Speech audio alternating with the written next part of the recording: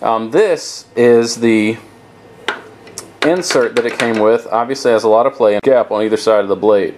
It has these screws down here to help you level it, but even when it's level, if you push down on it on one side, or if you have a thin piece of wood you're working with, it'll just fall right in there.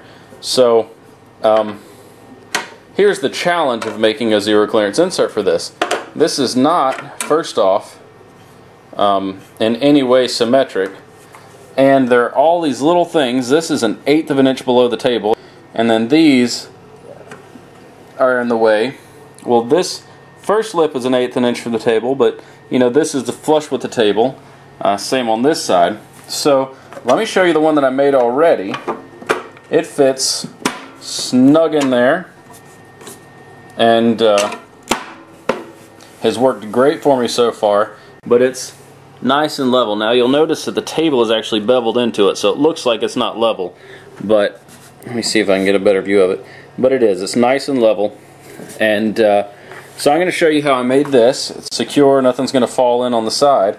You can raise your blade up through it, turn it on, and you know, got a zero clearance insert. Now I didn't put a hole in mine like a lot of people do, because on my table I can simply reach around the back and pop it up out of there.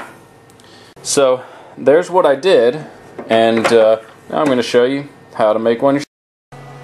Alright, first things first, we got to measure out the plexiglass, and what I'm going to do is I'm just going to measure, you know, a little wider than this, maybe even 1/4 inch on each side. It doesn't really matter too much. So we need about 3-inch wide strips, because this one is you know, it's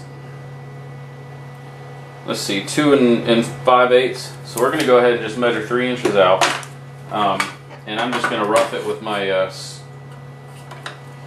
with this real quick, and rip 3 strips out, because that's how many we're going to need. So we'll bring it up, and since this is plexiglass, I'm going to be running it really slow, but let's see how this cuts.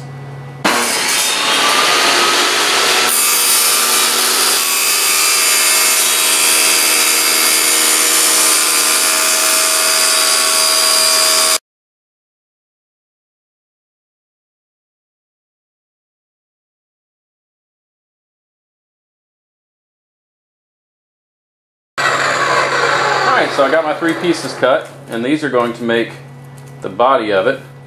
So let me unplug the saw real quick, get this insert taken out so I can show you how to do the next step. Alright, so like I said, we got those 3 cut. I'm going to pop this up out of here and show it to you one more time. This is going to be 3 layers.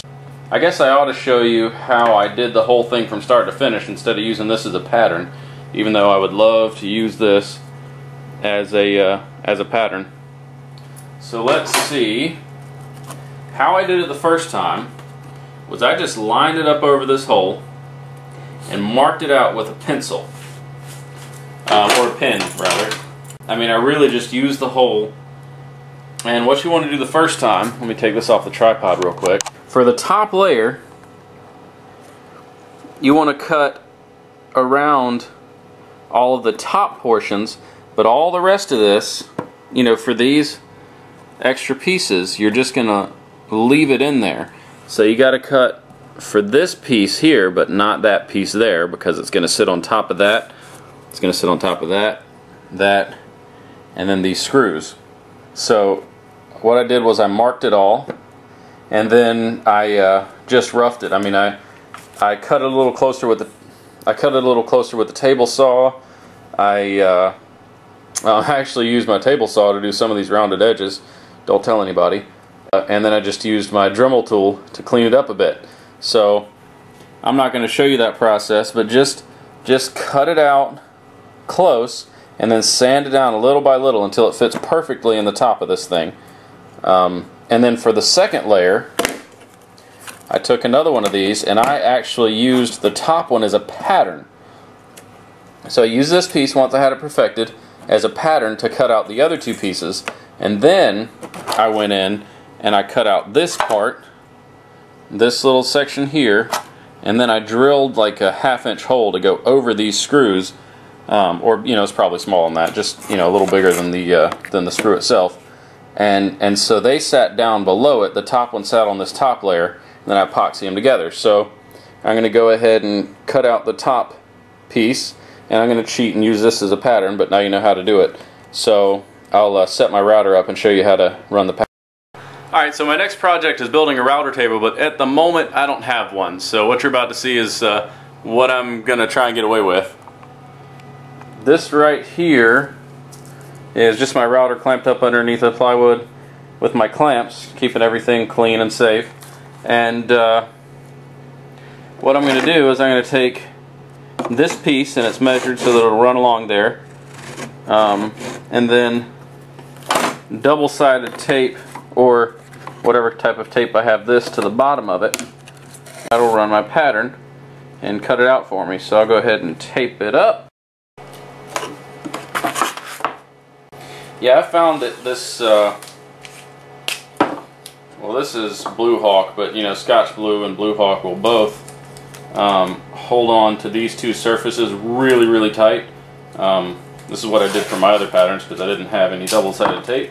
And when I was out at Lowe's today, I forgot once again to get double-sided tape. So I'm going to do this. And last time I covered a lot more with tape, and it really didn't seem to do much extra. So line it up so that it's passing over in every direction. I probably could have cut this plexiglass a little bit closer, but this will work. Yeah, so I need to cut this way. So let's see. Where's that camera angle? See if you can see me doing this. Flip this on.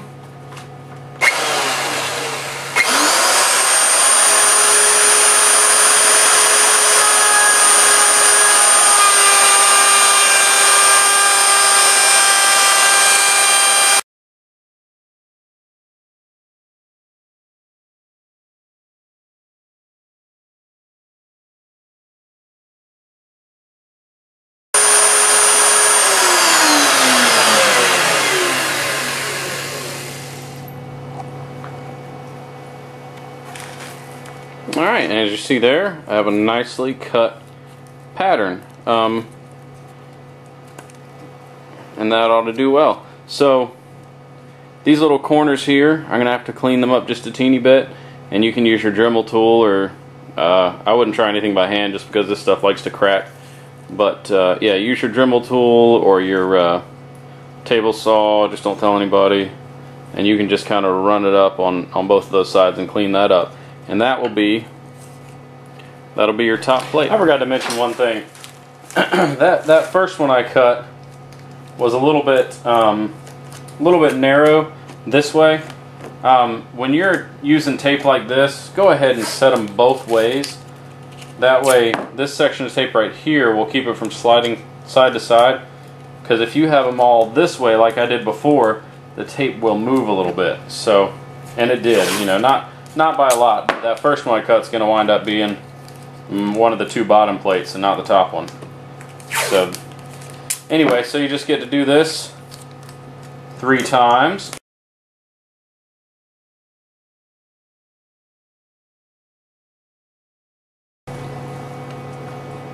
Okay, so now I have my 3 pieces.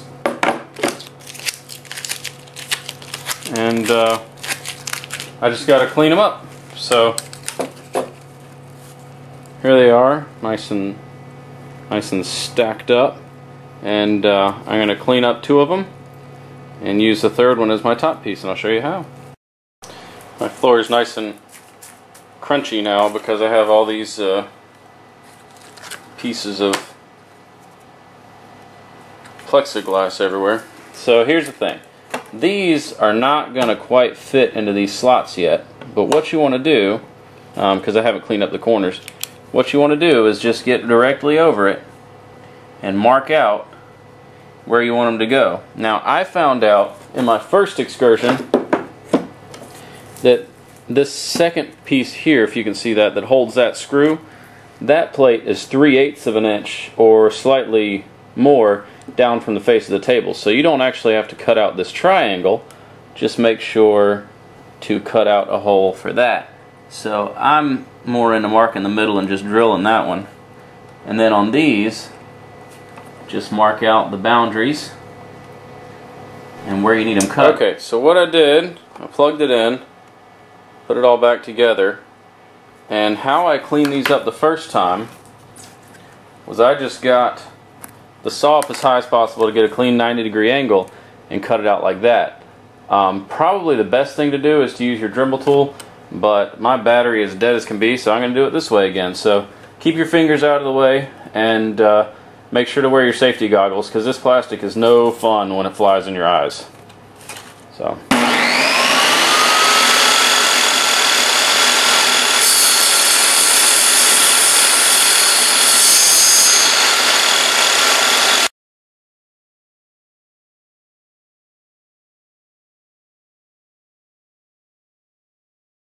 I'll go ahead and show you another way to do it. You can free do it with your router, and I have these stops set up which are almost as good as a fence, not quite. So here, I'll just show you. Make sure to plunge it in on the right side so that you're cutting in the right direction. So one thing I've learned with the first one I made is that the blade doesn't sit 3/8 of an inch under the surface of the table. So you need to get at least one layer of this mark so that you can go ahead and put it in and raise your blade up through it. So what I did was with the table unplugged, I put it in here and I just reached around and spun the blade a couple times to scratch it, and then I took it over to my miter saw and finished out the cut. So you're probably going to want to go ahead and do that. Alright, so the last thing in forming these bottom plates is getting this drill through. So I'm just using a bit that's slightly larger than those screws, and I marked them, so now I'm just going to drill through.